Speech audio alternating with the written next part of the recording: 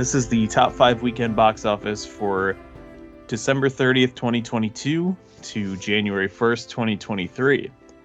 Coming in at number 5 with a previous ranking of 4 is Babylon.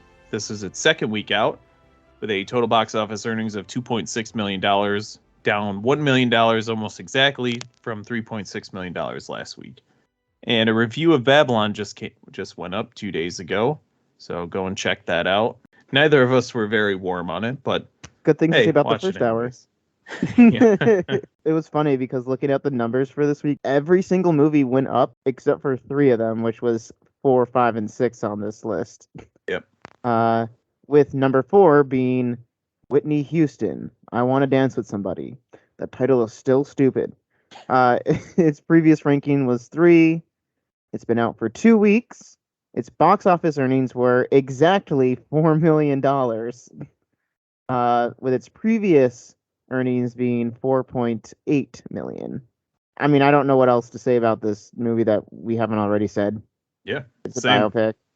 Speaking of not having anything else to say, number 3 is Black Panther, Wakanda Forever. We thought we killed the demon, but it's back, resurrected.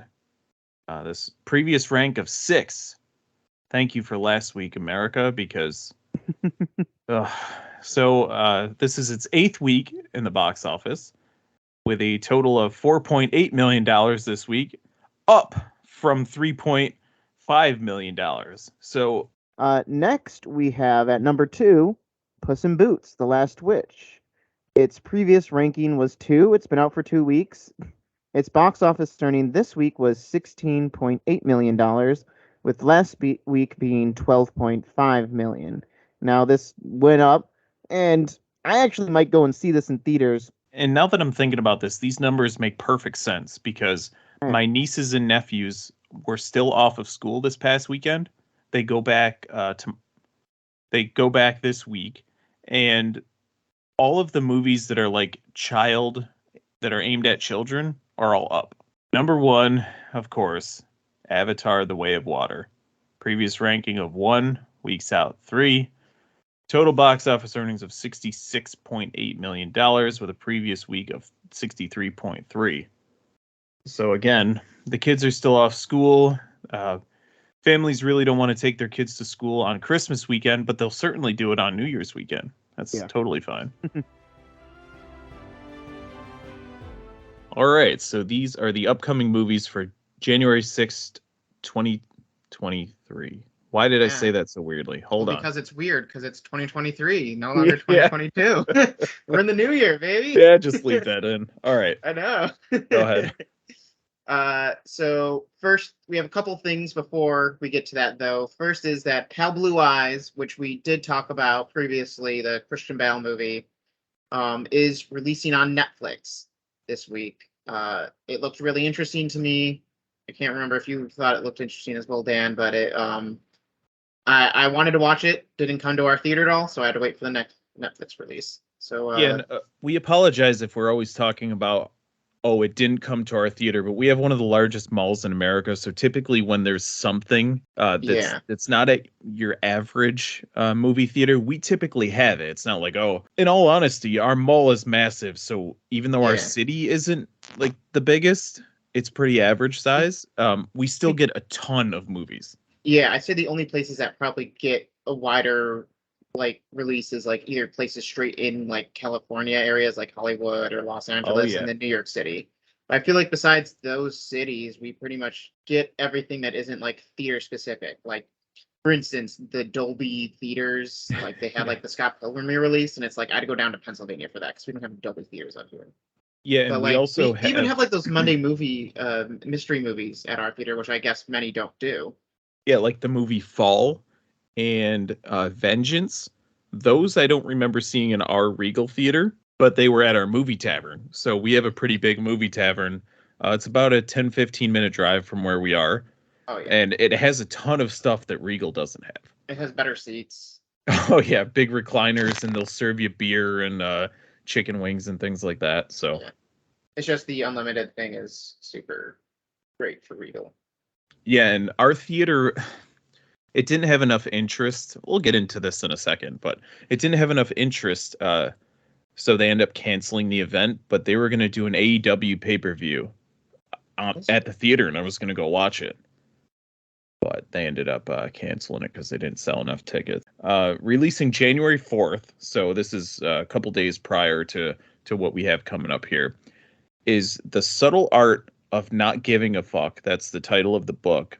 It's a documentary based on the book. Now, I read this book maybe 10 years ago. I don't remember exactly when it came out, so don't shoot me if it was 9 years ago. But so the premise of the book is that it argues that individuals should seek to find meaning through what they find to be important and only engage in values they can control. It's basically a book saying, don't worry about the little things. Don't stress about things that are out of your control. And it's a really interesting read. I believe the author is Mark Manson. Yeah, Mark Manson. And it's a really good book. It's not super long because I know we all have short attention spans these days, 5 seconds. but it's quite good. I do highly recommend it. And out of this and last week when we talked about 2 documentaries, I'm definitely going to be adding this to the list because I love this book. What's it come out on, the documentary? It says it's a limited theatrical release. Hmm. And it comes to VOD and digital, so you'll be able to get it on like Prime or Google Play or Apple iTunes. I've never heard of this book before. But just what you talked about, I was like, that's a very interesting kind of message and idea, especially one that people could really use nowadays. So that might be something I'll check out too. Yeah, it's a lot of fun, and again, it's not super long, which a lot of us worry about these days. But yeah, that's also an interesting title. But speaking about the not subtle art of not giving a fuck, we have Megan, our first upcoming movie. It's a horror thriller from Universal Pictures, and it's a robotics engineer at a toy company builds a lifelike doll that begins to take on a life of its own. James Wan, I guess, is involved in this movie. He's not the director, but people are comparing it to Malignant, which was my favorite movie of 2021. But I feel like the big difference between that movie and this movie is it's like Malignant was so good because you didn't expect it to go like batshit insane. You already can tell that's what's going on with it. You can already tell this is going to be a crazy movie. So it kind of loses that appeal to me. So every time I see a trailer for this movie, I'm just not that interested. I'm going to watch it because there is part of me that's interested to see. But I feel like the allure of craziness or of unexpected craziness. Allison Williams' character brings home a doll for her niece. Her parents died in a car crash or whatever the case may be. Yeah. And the one direction that Allison Williams gives the doll is to protect her niece from both emotional and physical harm, essentially. The creepy doll definitely does that. Well, I'll just leave it at that. And it's it that looks Rick and really Morty weird. episode. Protect Summer at all costs. Yeah. Speaking of at all costs, I nailed it on this one. There you go. This is called The Old Way. Notable cast: Nicolas fucking Cage in Boys back. Sorry, I got a little hyped up there. It is an action western featuring Nicolas Cage. And it's a revenge action western featuring Nicolas Cage. Jeremy, I know your ears are ringing somewhere because this is, if you could build a movie from his brain, it would be this. The only thing that's missing, it's not an action space western featuring Nicolas Cage. An old gunslinger and his daughter must face the consequences of his past when the son of a man he murdered years ago arrives to take revenge.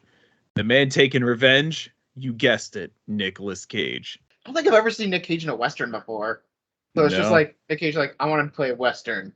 Do my southern accent with my unique voice. Something that doesn't know what it is, maybe. I don't know. From the trailer that I watched is the Last Resort here. It's a action movie from Well Go USA. And it tells the story of a former special forces soldier who becomes a one-man army when his wife and daughter are taken hostage during a bank robbery.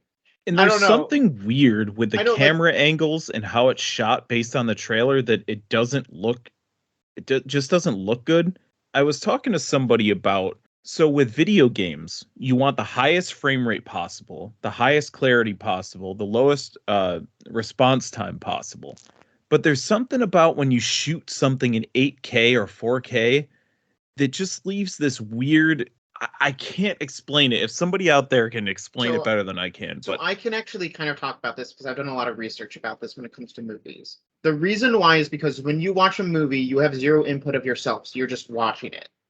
And it's different because with video games, since it has to do with you actively engaging with it, response time is very important, as is frame rate. I think what it is like once you hit a certain number of frames per second, that's when it tricks your brain into thinking it's a moving picture.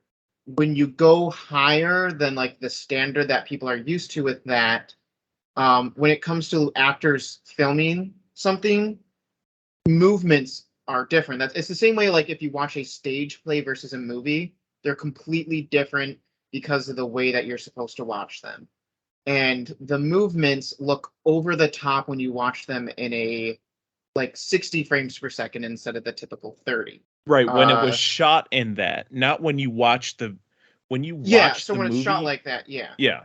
This looks like it was maybe filmed with a smartphone. It just looks super weird, but it isn't taking itself too seriously as well. Based on this trailer, it's not a definite no for me because this one might be able to have fun with it. Next up, we have Candyland, featuring Eden Brolin, the daughter of Josh Brolin. It is a horror thriller by Quiver Distribution. A seemingly naive and devout young woman finds her way in the underground world of truck stop sex workers, aka lot lizards. Now, first things first, I don't know which trailer you watched, but this is the first trailer I have ever seen in my life that had nudity. I didn't see nudity in the trailer I watched. The very first frames are a lot lizard getting it on with a guy with no top on. I saw that she had no top on, but it showed it from the back. Oh, wow. Yeah. The one I saw was from the side, and there's This is a first time ever. Probably a red band trailer then I probably saw a green one. But I will say I'm actually kind of mad at the trailer because that synopsis doesn't really give it. I'd actually recommend people don't watch the trailer because I feel like it gave away too much. Yeah, this looks super interesting, and it looks like it can go really dark really fast. And I mean, the world itself that it's setting up is pretty dark, but it looks like it can go, a whole level deeper. So last up, we have here Running with Speed, which is a documentary from Good Deed Entertainment. It is a definitive documentary on the video game speedrunning phenomenon. I'm not into the whole speed running, like live streaming speed running and sitting there watching to see if somebody is going to complete a speed run. I do like seeing after a speed run's completed the video of the speed run, which I just like to see how it's done. But what I don't like I don't like the speed runs which break the game. I like seeing, because there's a Pokemon Blue speed run that's like 12 minutes. And they do this glitch. It's like I like to see the like the Super Mario ones from back in the day, where they're just every single jump and every single point is exactly done for a reason in the exact spot. I like seeing that kind of stuff, but I'm not into the whole. I think it depends because I will say one of the speedrunning live streams that I did enjoy watching was, I don't know if you've heard of this game at all, but it was a thing. Mr. Krabs Does Ketamine. Watching people find ways to break that game, to speedrun it, was very entertaining and fun. There's just something about the skill of just the perfect frames and all that stuff that I enjoy. I actually tried a Dark Souls 3 speedrun. I mean, I failed miserably because these people, I've beaten Dark Souls 3 probably 30 times. These people have beaten it 3,000 times. But I'd hold my own for the first few bosses, but yeah, documentary looks good. We have 4 documentaries in the last 2 weeks. This is the one I'm second most interested in behind the Subtle Art of Not Giving a Fuck documentary. So you should definitely check that out. I think you'll really enjoy it. The book is excellent. I don't know how interested people are in books these days, but it is a delightful book. If you don't want to check out the book, definitely check out the documentary. I'll say Trust like me. it's become easier to read books via audiobooks now, because like that's what I do now. Yeah. It's so easy to just pick it up and go, or like especially in the car. That's going to do it for us. Catch us next time with more numbers and reviews and all that stuff coming up. So this will come out after the new year, but check out our top 10 movies of the year. It'll be up on the YouTube channel. That'll come up on January 1st. So top 10 I'll know movies what of number one is. 2022. Do you know what number one is? Check all that out. I don't know if that's going to be up. Check us out more later with more stuff. You know where to find us. Those lists are fun.